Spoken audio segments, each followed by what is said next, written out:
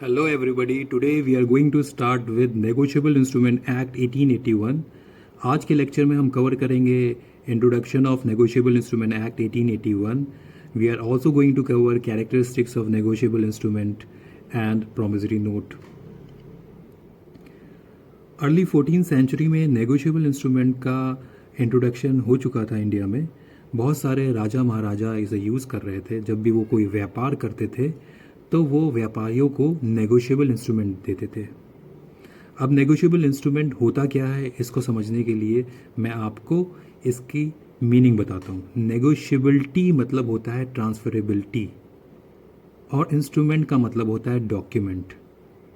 ये नेगोशिएबल वो दो लोगों के बीच में नेगोशिएशन वाला नहीं है. नेगोशिएबिलिटी मतलब ट्रांसफरेबिलिटी और इंस्ट्रूमेंट मतलब डॉक्यूमेंट. तो ट्रांसफरेबल डॉक्यूमेंट को हम बोल रहे हैं नेगोशिएबल इंस्ट्रूमेंट. तो इसी तरह का नेगोशिएबल इंस्ट्रूमेंट वो व्यापारियों के नाम लिखते थे, जिसमें वो लिखते थे कि किस पर्पस के लिए वो नेगोशिएबल इंस्ट्रूमेंट बनाया गया, प्लस वो ये भी लिखते थे कि उसका अमाउंट क्या है, कितना अमाउंट वो व्यापारी कैश करा सकते हैं उस नेगोशिएबल इंस्ट्रूमेंट के थ्रू. लेटर ऑन बहुत सारी सदियां बीत गई और ये नेगोशिएबल इंस्ट्रूमेंट अलग अलग कस्टम, अलग अलग यूसेज के हिसाब से इंडिया में चलता रहा. अलग अलग राजा, अलग अलग महाराजा, अलग अलग व्यापारी लोग अपने अपने हिसाब से इसे यूज़ कर रहे थे. ब्रिटिशर्स के आगमन के बाद ट्रेड में और कॉमर्स में बहुत ज़्यादा बढ़ोतरी हो गई. बहुत ज़्यादा लोग ट्रेड में और कॉमर्स में इन्वॉल्व हुए और there was a need for negotiable instrument act. एक लॉ की ज़रूरत थी. लॉ की इसलिए ज़रूरत थी क्योंकि बहुत सारे लोग अपने हिसाब से, अपने कस्टम के हिसाब से, अपने यूसेज के हिसाब से नेगोशिएबल इंस्ट्रूमेंट को यूज़ कर रहे थे और बहुत सारे डिस्प्यूट हो रहे थे और वो रिजॉल्व नहीं हो रहे थे. तो इस वजह से ब्रिटिशर्स ने कोशिश ये करी कि एक नेगोशिएबल इंस्ट्रूमेंट एक्ट बनाया जाए और वो इम्प्लीमेंट किया जाए होल ऑफ इंडिया को, ताकि कोई डिस्प्यूट हो तो उसको अच्छे से रिड्रेस किया जा सके. इसीलिए इन 1866 इंडियन लॉ कमीशन ने ड्राफ्ट किया negotiable instrument bill. Negotiable instrument bill को पास किया गया और सेलेक्ट कमेटी को रेफर्ड किया गया, लेकिन बहुत सारे ऑब्जेक्शन रेज किए गए बाय मर्केंटाइल कम्युनिटी और बहुत सारे जो लोग थे इन्वॉल्व, उन लोगों ने बहुत सारे ऑब्जेक्शन किए.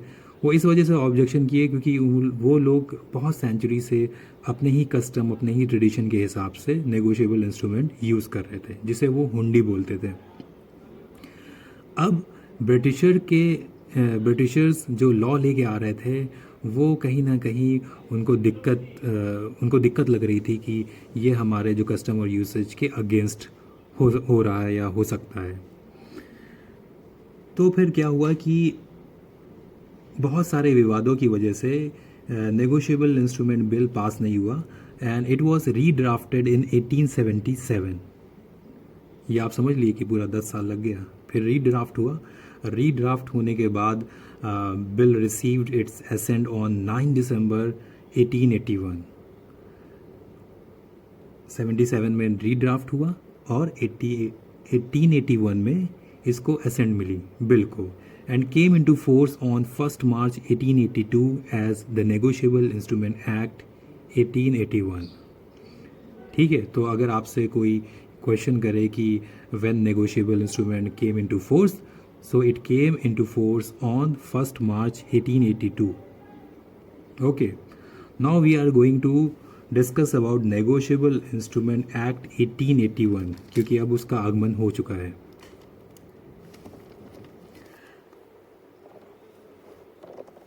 नेगोशिएबल इंस्ट्रूमेंट की जो डेफिनेशन है वो दी गई है सेक्शन 13 में. मोस्टली आप और एक्ट्स पढ़ते हैं तो आपको जो डेफिनेशंस मिलती हैं वो मिलती हैं सेक्शन 2 में, लेकिन अगर नेगोशिएबल इंस्ट्रूमेंट एक्ट आप पढ़ेंगे तो आपको सेक्शन 13 में नेगोशिएबल इंस्ट्रूमेंट की डेफिनेशन मिलेगी. नेगोशिएबल इंस्ट्रूमेंट की डेफिनेशन कहती है a negotiable instrument means a promissory note, bill of exchange or cheque payable either to order or to bearer.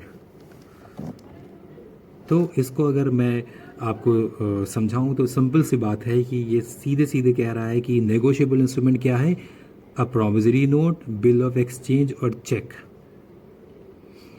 I think आपको चेक तो ऑलरेडी पता है, चेक आप लोग यूज़ करते हैं, आपके पेरेंट्स यूज़ करते हैं।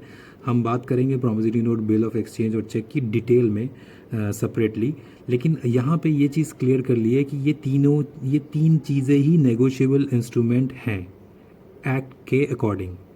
यूसेज के अकॉर्डिंग और भी चीज़ें नेगोशिएबल इंस्ट्रूमेंट हो सकती हैं, लेकिन नेगोशिएबल इंस्ट्रूमेंट एक्ट 1881 के अकॉर्डिंग ये तीन चीज़ें ही नेगोशिएबल इंस्ट्रूमेंट में आती हैं: promissory note, bill of exchange, check.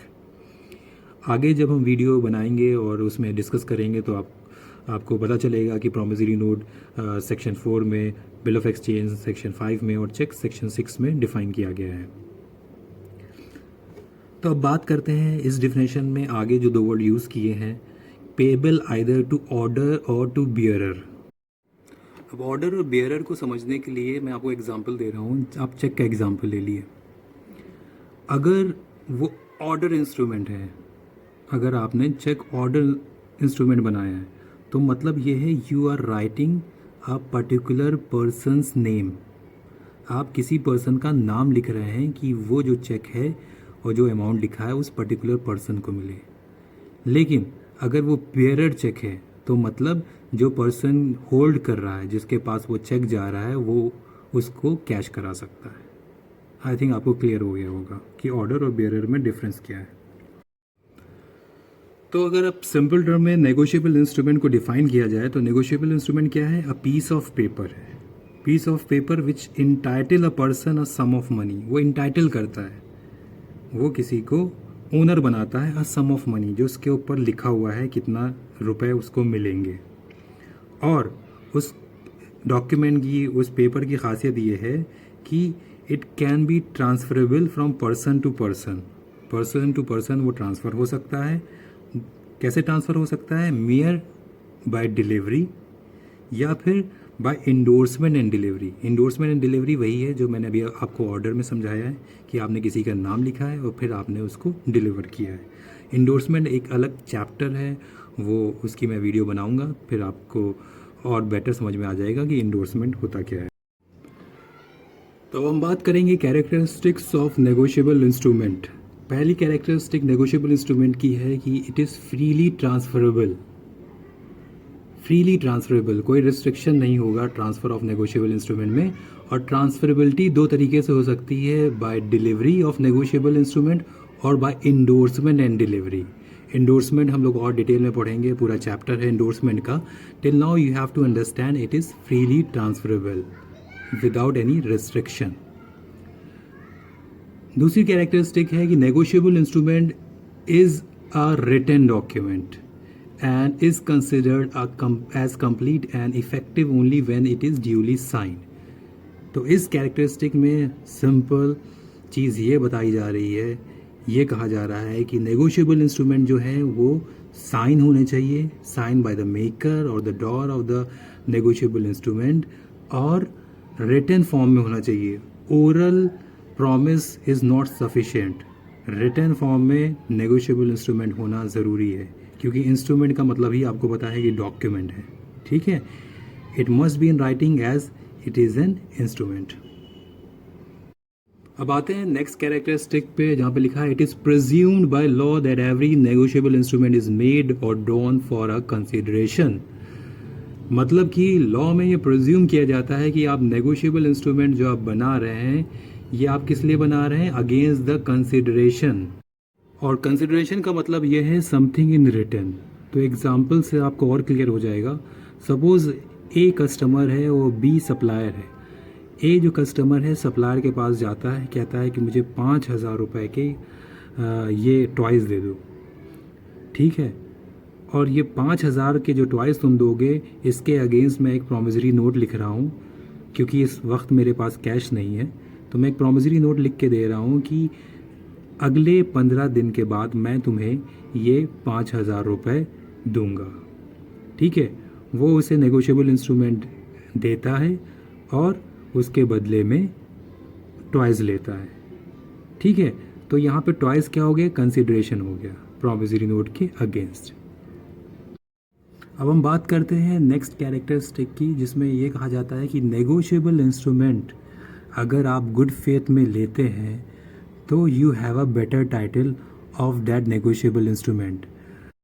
और जो ये कैरेक्टरिस्टिक है ये एक्सेप्शन है, जो हम लोग जनरल प्रिंसिपल पढ़ते हैं ट्रांसफ़र ऑफ प्रॉपर्टी में, nemo dat quod non habet, no one can transfer a better title than he himself has. क्योंकि इस मैगज़िन में आपको पता था कि ट्रांसफ़र कौन कर सकता था प्रॉपर्टी को, जो ओनर था उस प्रॉपर्टी का, जो बेटर टाइटल जिसके पास था।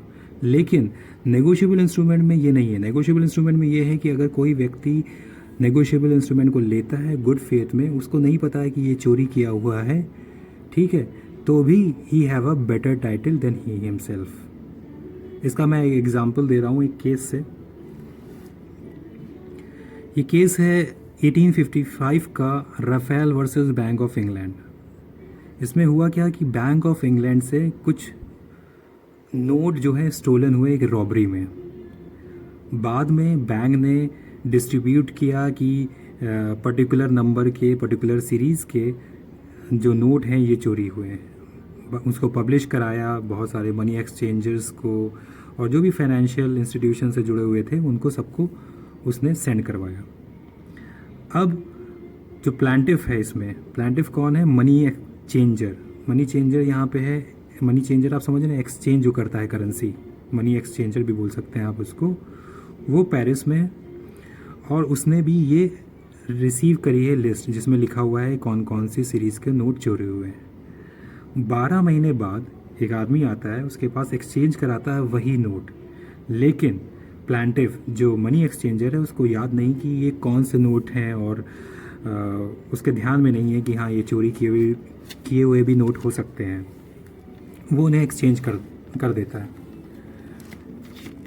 बाद में पता चलता है कि वो नोट चोरी किए हुए थे, और केस अदालत पहुंचता है।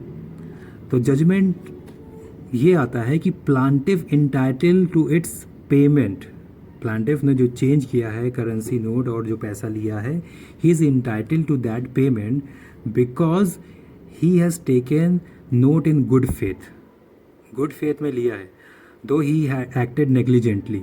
तो उसने जब नोट गुड फेथ में लिया है तो he is having a better title of that note. Okay, तो यही केस नेगोशिएबल इंस्ट्रूमेंट में लगेगा। अब नेक्स्ट कैरेक्टरिस्टिक पे आते हैं, जो ये कहता है कि नेगोशिएबल इंस्ट्रूमेंट में बी पेबल बाय ऑर्डर और बियरर। ये हम लोग ऑलरेडी डिस्कस कर चुके हैं कि नेगोशिएबल इंस्ट्रूमेंट दो तरीके से ट्रांसफ़र हो सकते हैं।